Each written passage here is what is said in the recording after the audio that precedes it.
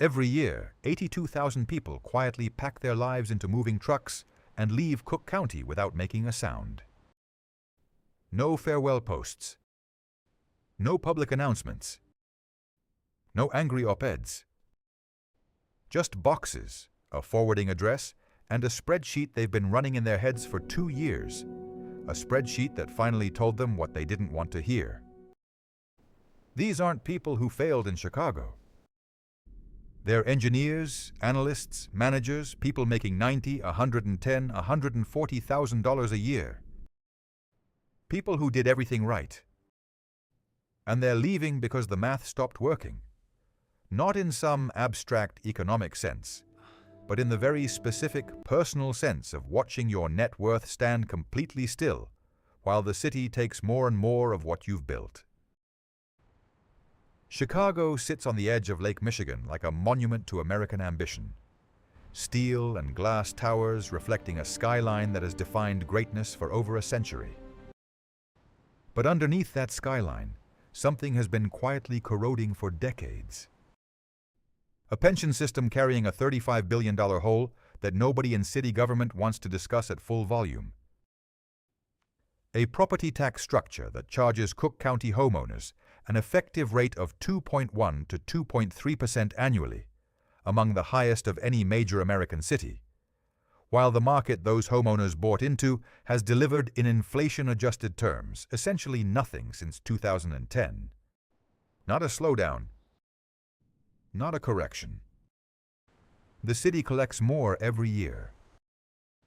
The properties are worth the same in real terms as they were 15 years ago. That is not a coincidence. That is a system. What you're about to see isn't a hit piece on a city. Chicago is real, complicated, and extraordinary in ways that numbers will never fully capture. But numbers are exactly what this is about, because the people leaving aren't leaving because they stopped loving the city. They're leaving because they finally sat down, ran the actual figures, and realized that staying was a financial decision they could no longer defend. And when you see what those figures actually look like, compared to Columbus, to Indianapolis, to Nashville, to Kansas City, you will understand not just why they left, but why the ones still there are already thinking about it. Kevin had been in Chicago for 3 years when he finally sat down and did the math. Not the surface math, not rent versus salary, not weekend costs, not the quarterly bonus he kept telling himself would change the calculation. The real math. The kind you run at 11:30 on a Tuesday when the noise stops and the spreadsheet tells you something you've been avoiding. He made $92,000 a year, worked in finance, considered himself sharper than most people at reading a balance sheet. And what the balance sheet said, when he finally let it speak, was this. He was building nothing. That's the number nobody in Chicago wants to say out loud. Not zero appreciation, not flat growth, nothing. In the time Kevin had been paying $2,500 a month in rent, watching the city tax his paycheck, watching friends buy condos they were convinced were investments, the median home value in Chicago had moved in real inflation-adjusted terms essentially nowhere. You could have bought a home in this city in 2010, held it for 15 years, paid property taxes every single year, maintained it, and sold it in 2024 for a number that, once you account for inflation, left you behind where you started. That is not a slow market. That is a trap with very good architecture. Here's the version of Chicago the brochures show you. The Magnificent Mile, the lakefront in July, a skyline that makes every other Midwest city feel like a footnote. It's a world-class city by almost every cultural and professional metric, and nobody serious is arguing otherwise. But world-class cities are supposed to do something with your money when you put it into them. San Francisco is brutal to live in, but a home there in 2010 has nearly tripled in value. Seattle was uncomfortable and rainy in 2010, and the median home there has gone up over 130% since. Even Austin, which everyone loves to criticize for overheating, delivered real appreciation to the people who bought early. Chicago delivered a tax bill. The property tax in Cook County is not a nuisance. It is the core financial story of this city, and almost no one is telling it with the precision it deserves. The effective rate on a median Cook County property runs between 2.1 and 2.3% annually. On a home assessed at $400,000, that's $8,000 to $9,200 a year. Every year, whether the market goes up or down, whether the city is functioning or not, whether the pension crisis gets better or worse. Compare that to Nashville, where the effective rate sits at 0.67%. On the same $400,000 home, that's $2,680 per year. The difference between owning in Chicago and owning in Nashville, on property taxes alone, is over $6,000 annually. Over 10 years, that's $60,000. That's not a rounding error. That's a down payment somewhere else. The pension crisis is the engine behind all of it, and this is the part that almost no financial analysis connects directly to personal real estate decisions, which is exactly why we're going to connect it now. Chicago's municipal pension system carries an unfunded liability of over $35 billion, according to the Civic Federation's 2024 report. That number represents promises made to city workers that the city does not have the money to keep. It is not a future problem. It is a present one, and it has been accumulating for decades through a combination of political convenience and structural avoidance. Someone has to pay it. And the mechanism by which cities pay pension obligations is not magic. It is property taxes. Every time the pension gap widens, the pressure on Cook County property tax rates increases. The people who own real estate in this city are not just buying a home or an investment. They are co-signing a debt they had no vote in creating. Kevin knew some of this in the general sense that any financially literate person who reads the news knows things. But knowing it abstractly and running the actual numbers are two entirely different experiences. When he put Columbus, Ohio, same Midwest, similar winters, 2-hour drive, next to Chicago on the same spreadsheet, the comparison became almost uncomfortable to look at. Columbus median home appreciation from 2010 to 2024, 112%. Chicago over the same period, 23% nominal and negative once you adjust for cumulative inflation. And one city put money into the pockets of the people who bet on it. The other city took money out quietly, through taxes and stagnation, while the skyline stayed beautiful and the marketing stayed excellent. This is the dirty secret that Chicago's boosters don't want discussed in these terms.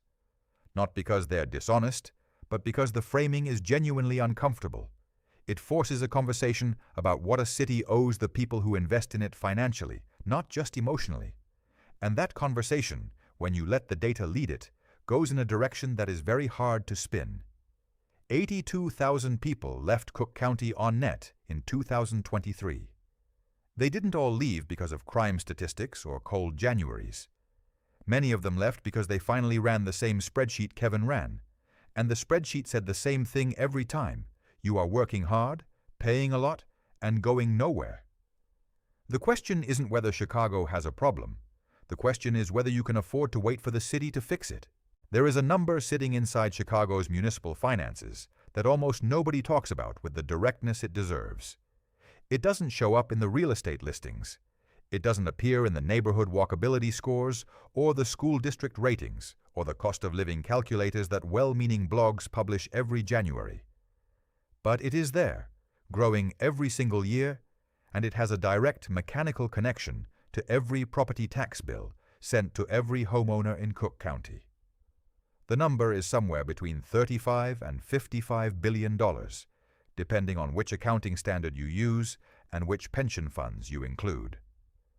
Every one of those dollars represents a promise the city of Chicago made to a public employee. A firefighter, a police officer, a teacher, a municipal worker, that the city does not currently have the money to keep. To understand how this happened, you have to go back to a decision that was made not once but repeatedly, over decades, by administrations that found a very convenient way to provide city services without fully paying for them. They deferred the pension contributions. Instead of putting the required money into the funds every year, they put in less, sometimes dramatically less, and told themselves the investment returns would eventually close the gap. They didn't. Then 2 recessions hit.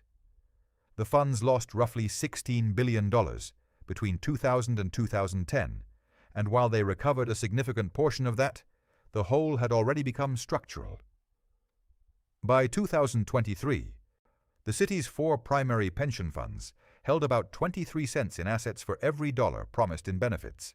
That is not a funding gap. That is a funding collapse in slow motion. Here is the mechanism that connects all of this directly to your property tax bill, and this is the part that most financial conversations about Chicago completely skip over. Cities do not have many levers when they need to raise large amounts of money over long periods of time. They can cut services, which is politically catastrophic. They can raise income taxes, which they have limited authority to do in Illinois. Or they can raise property taxes, which they have been doing steadily and consistently as pension contribution requirements have grown. The Civic Federation, a nonpartisan budget watchdog that has been tracking Chicago's finances for over a century, has documented this relationship clearly. As pension costs consume a larger share of the city's operating budget, the pressure on property tax rates increases in direct proportion. You are not just buying a home in Chicago. You are buying into a pension liability that does not have your name on it, but will eventually arrive at your address. The 4 primary city pension funds, covering police, fire, municipal workers, and laborers, are among the worst-funded local pension systems in the entire country. The police and fire funds are particularly severe. According to analysis published in 2026, those funds have funding ratios that in some measures fall below 20 cents for every promised dollar. The state legislature, over the years, has actually made this worse by enhancing benefits to gain political support, increasing cost-of-living adjustments, and removing age restrictions on benefit eligibility, without identifying any source of funding to cover those enhancements. Each of those decisions added billions to the unfunded liability, and the primary driver of growth in that liability today is not new benefit promises or investment underperformance. It is interest on the existing debt. The hole is now large enough that it earns its own interest faster than contributions can cover it. That is the financial equivalent of a credit card balance. You can never quite pay down because the interest charges exceed your monthly payment. What does this mean in practical terms for someone like Kevin, a 30-year-old financial analyst thinking about buying his first property in Chicago? It means the property tax rate he faces today is not the property tax rate he will face in 5 years. The Civic Federation and independent analysts have been consistent in their projections. Without a structural solution to the pension crisis, which the city has not found despite years of task forces and working groups and mayoral commissions, property taxes in Cook County will continue to rise. They rose after the 2015 property tax increase. They rose after the 2017 increase. The current trajectory does not suggest this pattern reverses. Every dollar of pension debt that goes unfunded today becomes a future tax assessment on property in this city. Buying in Chicago right now means betting that the city will solve, in the next 10 to 15 years, a problem it has been failing to solve for the last 40. The most striking data point in all of this is not the size of the liability, it's the funded ratio. At roughly 23 to 25% funded across the 4 primary systems, Chicago's pensions are not just underfunded by local standards. They carry more unfunded pension debt than 43 states in the country, including New York, Michigan, and Florida. That is a city competing for the distinction of being less financially stable than most sovereign state governments. And when a city reaches that level of fiscal stress, the options available to it narrow dramatically. Pension benefits are constitutionally protected in Illinois.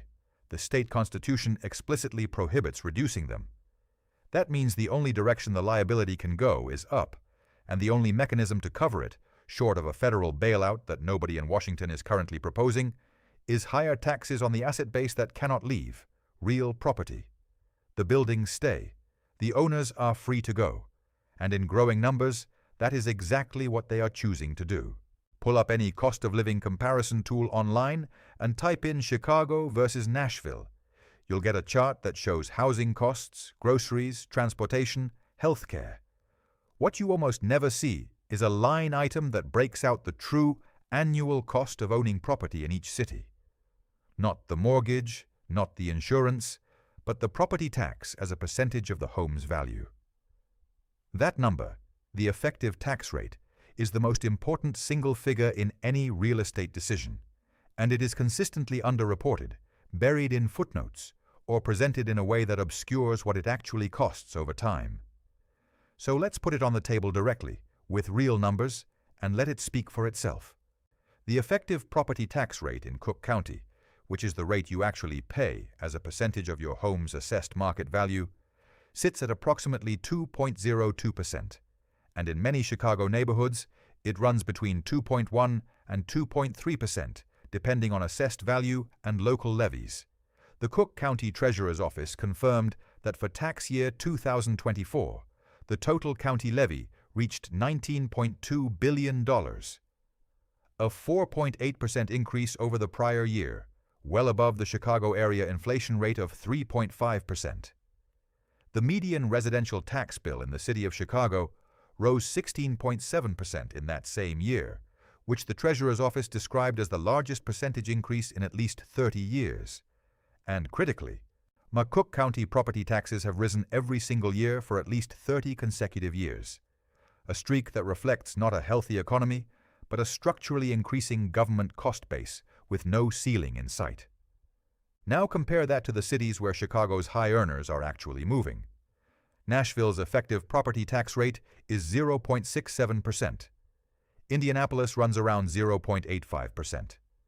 Columbus, Ohio, sits at approximately 1.5%, which looks high until you put it next to Chicago. Kansas City, Missouri, comes in around 1.2%. Take a $400,000 home and run those rates side by side. In Chicago, you're paying roughly $8,000 to $9,200 per year in property taxes. In Nashville, that same home costs you approximately $2,680.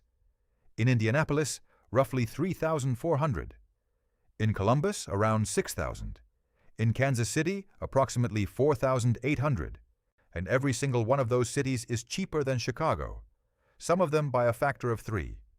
And every single one of those cities has delivered better real home appreciation over the past 15 years. Here's what makes the Chicago number genuinely alarming when you translate it into a 30-year ownership horizon.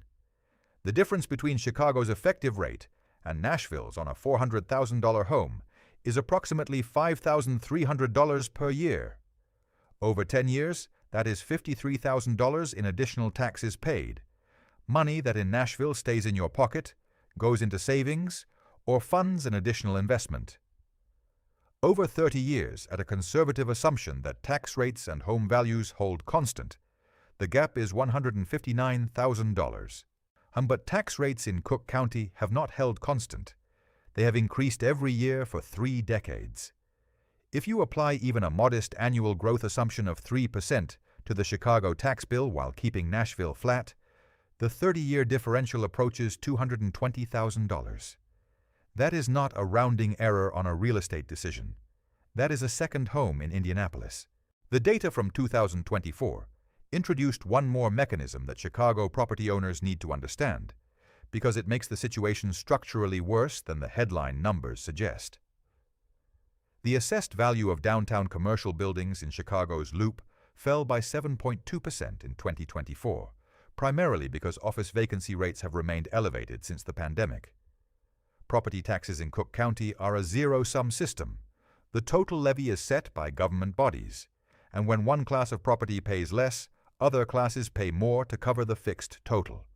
What that meant in practice for Chicago homeowners in 2024 was that the residential sector absorbed an additional $469.4 million in taxes, not because their homes became more valuable in proportion to the increase, but because commercial property became less valuable. The city's fiscal needs don't shrink when the office market struggles. They just redirect the bill to whoever is left holding residential real estate.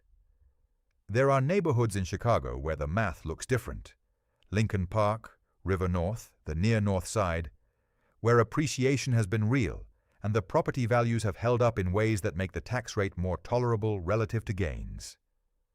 These exist, and we'll look at them specifically because the story isn't that every block of Chicago is a financial trap.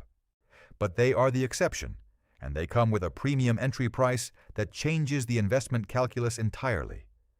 The broader market, the median Chicago experience, is what the data describes. A 2-point-plus effective tax rate on a home that, in inflation-adjusted terms, is worth roughly what it was worth in 2010.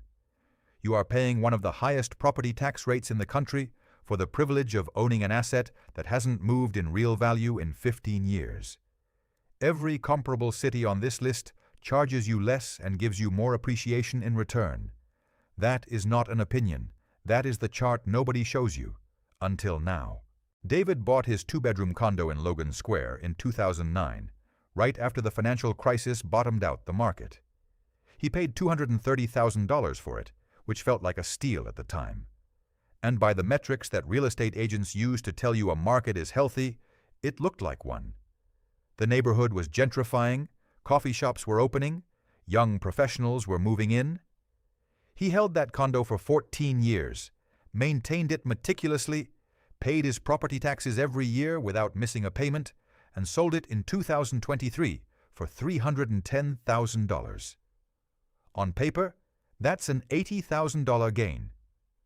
It sounds like a success story until you do one additional calculation that the listing sheet never includes. Adjusting for inflation. $8,000 of appreciation over 14 years, expressed as a nominal percentage, is 34%. That sounds reasonable until you compare it to what a dollar was actually worth over that same period. Cumulative inflation from 2009 to 2023 ran approximately 42%, driven by the particularly aggressive inflation cycle of 2021 through 2023. In real, purchasing power-adjusted terms, David's $310,000 sale price was worth less than his original $230,000 purchase price in 2009 dollars. He held a property for 14 years, paid property taxes totaling roughly $120,000 over that period at Cook County rates. He spent another $30,000 on maintenance and improvements, and came out with less real wealth than he started with. That is not a slow investment. That is a vehicle designed to look like an asset while functioning as a liability. The Chicago median home price appreciation story from 2010 to 2024 runs as follows. The citywide median moved from approximately $220,000 to approximately $280,000, a gain of roughly 23% nominal over 15 years. The S&P 500 returned approximately 350% over the same period. The 30-year Treasury bond returned over 40%. A basic diversified index fund returned somewhere between 200 and 250%, depending on dividend reinvestment. And in the same 15 years, here is what comparable Midwest and Sunbelt cities delivered on their median home values. Columbus, Ohio, 112%. Indianapolis, 88%. And Nashville, 131%. Kansas City, 79%. Every city on this list, without exception, outperformed Chicago by a factor of 3 to 5 or more. None of them are glamour markets. None of them have Chicago's skyline or cultural infrastructure. But every single one of them put real money into the pockets of the people who bought property there. The mechanism behind Chicago's flat appreciation isn't mysterious once you understand the population dynamic. Home values are fundamentally a supply and demand equation, and demand in Chicago has been structurally weakening for over a decade.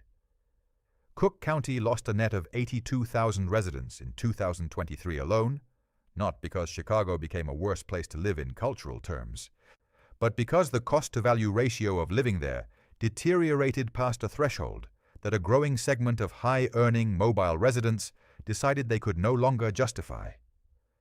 When the people most capable of buying homes at full price leave a market, the buyer pool shrinks and prices either fall or stagnate. Chicago has experienced the latter, not a dramatic crash that would make headlines and force a policy response, but a slow, grinding flatness that is easy to miss quarter by quarter and devastating to recognize only in retrospect after 15 years of data.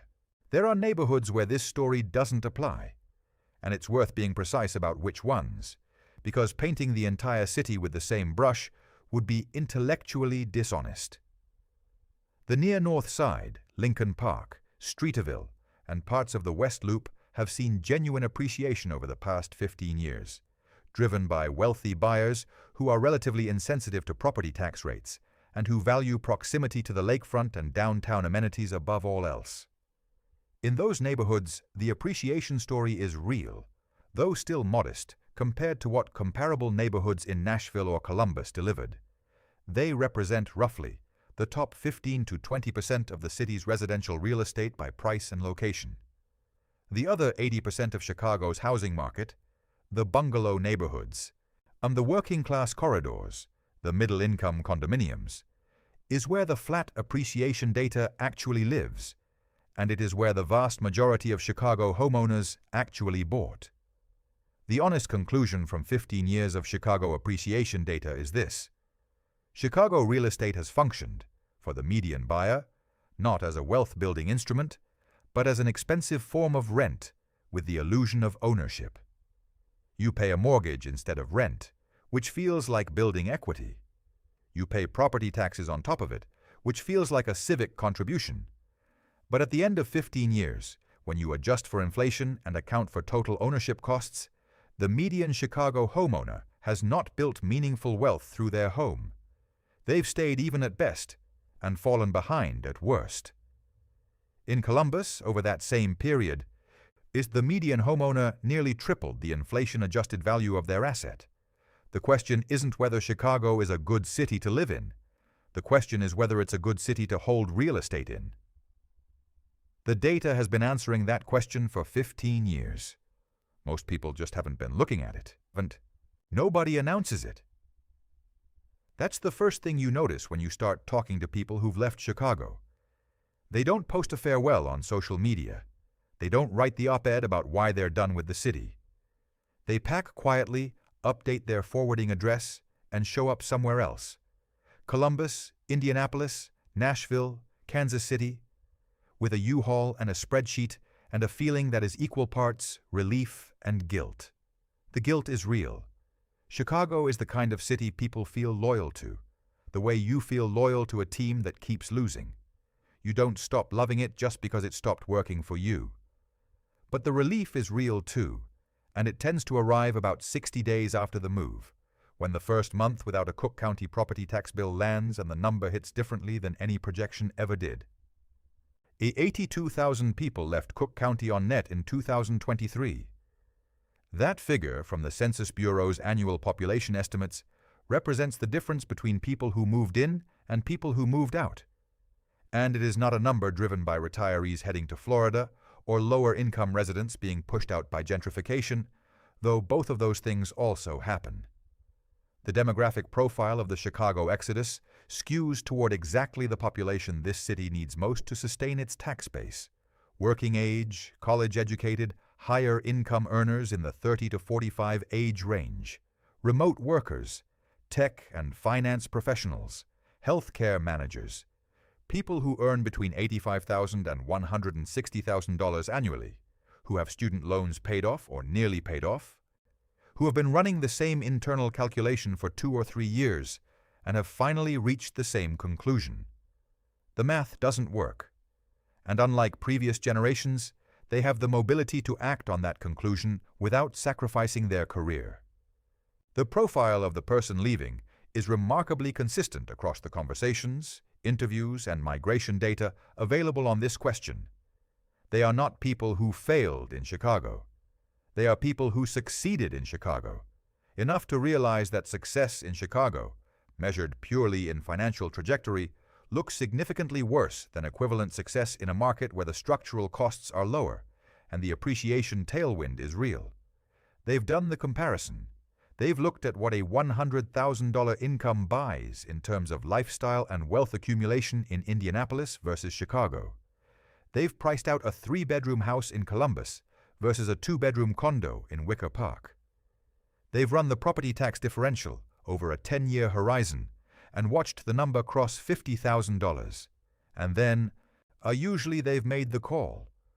Quietly, without announcement, without drama, because the decision feels less like leaving and more like finally correcting a mistake they made when they were 26 and didn't know to look at effective tax rates. The silence around the exit is worth examining because it tells you something important about how Chicago's decline is being experienced by the people living it. There is social cost to saying out loud that you're leaving a city you chose, that your friends still live in, that you've publicly defended at dinner parties for years. Nobody wants to be the person who announces they've been wrong about something for 3 years. So they leave quietly, and when people ask how the new city is going, and they say things like, "It's been a nice change of pace," or "The cost of living is genuinely different," language that is true but carefully calibrated to not sound like an indictment of the place they left. This social friction is part of what makes the exodus invisible at the level of individual conversations, even as it becomes visible in the aggregate census data. The city loses 82,000 people in a year, and each of those individual departures feels, to the person making it, like a private financial decision rather than a civic statement. The destinations follow a pattern that maps almost exactly onto the analysis in the chapters you've already seen. Columbus absorbs a significant share of the Chicago Midwest exodus. Same time zone, similar winters, a 2-hour drive that makes the transition feel manageable rather than dramatic.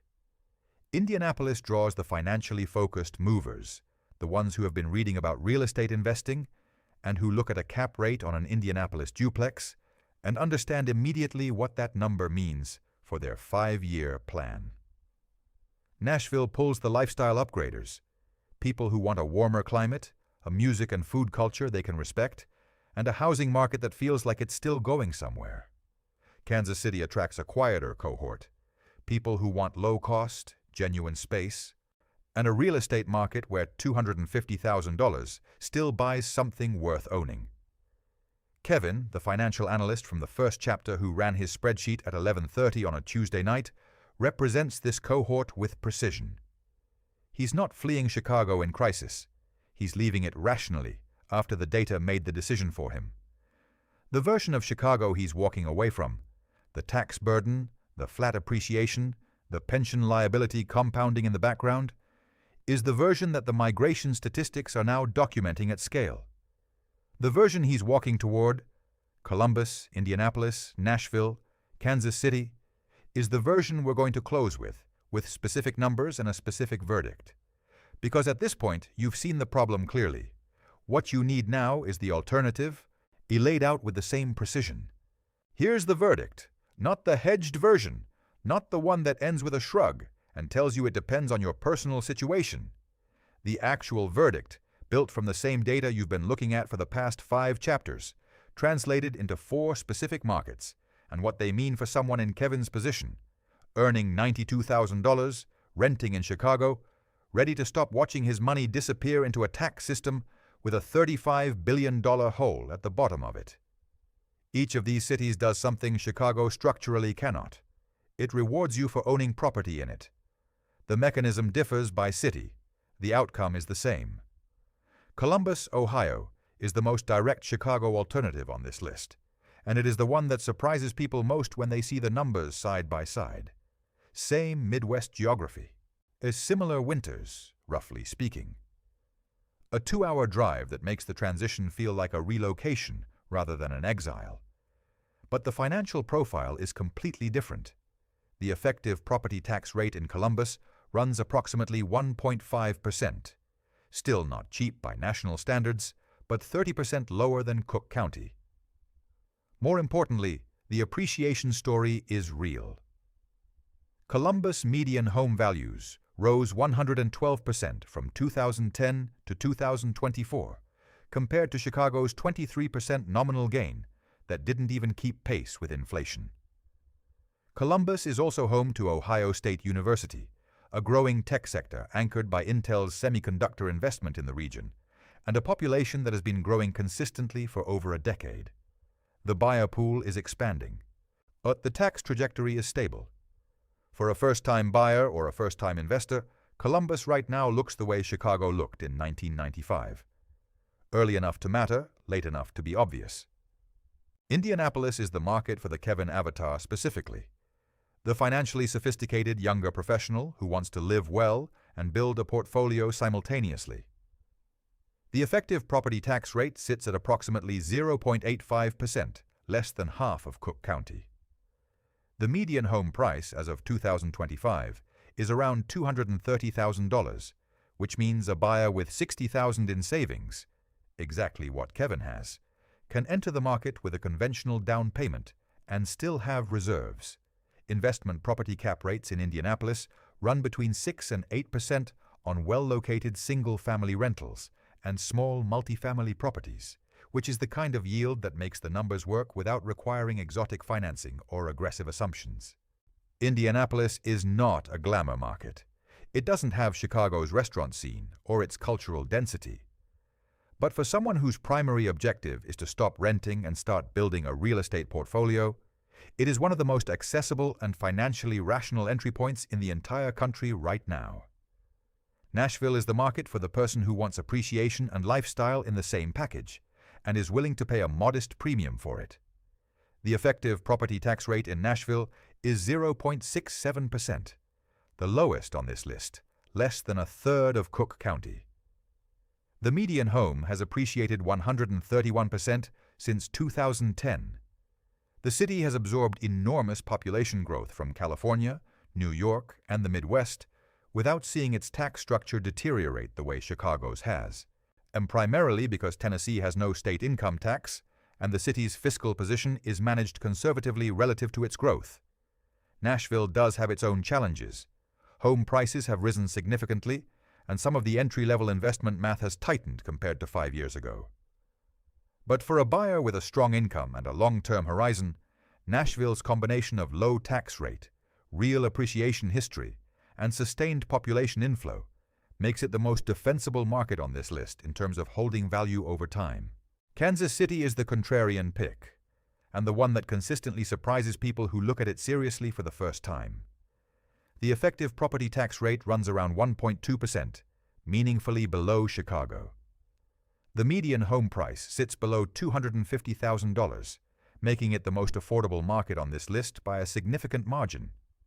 Appreciation from 2010 to 2024 came in at approximately 79%, not Columbus or Nashville numbers, but more than 3 times what Chicago delivered, and entirely positive in real inflation-adjusted terms.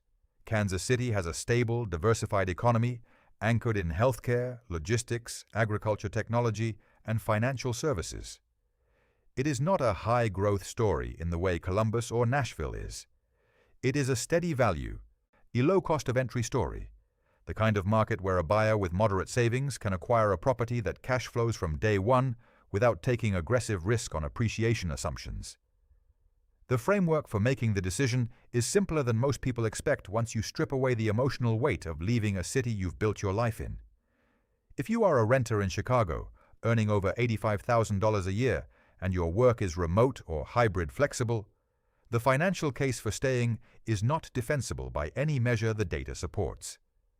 The property tax differential alone, between Cook County and any of these 4 cities, represents tens of thousands of dollars over a 10-year horizon. The appreciation differential represents the difference between building real wealth and standing still. The pension liability represents a structural tax increase with no ceiling that is embedded in Chicago's fiscal DNA and has no credible political solution currently on the table. Kevin ran his spreadsheet at 11:30 on a Tuesday night, and the answer came back the same way it comes back every time someone runs it honestly. The city you're in is costing you more than it's giving you, and the cities on the other end of this analysis are doing the opposite. The data already made the decision. You're just deciding how long to wait before you agree with it.